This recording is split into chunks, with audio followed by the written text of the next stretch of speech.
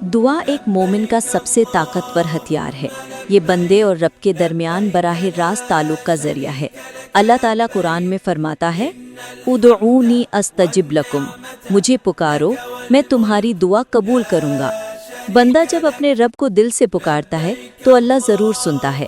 دعا سے دل کو سکون، امید اور اللہ سے قربت حاصل ہوتی ہے۔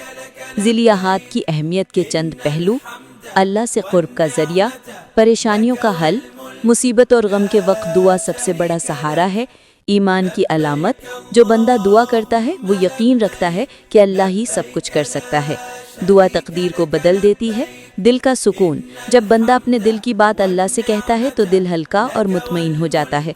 خوبصورت الفاظ میں: دعا وہ دروازہ ہے جو کبھی بند نہیں ہوتا، وہ راستہ ہے جو ہمیشہ اللہ تک جاتا ہے، اور وہ طاقت ہے جو مایوسی کو امید میں بدل دیتی ہے۔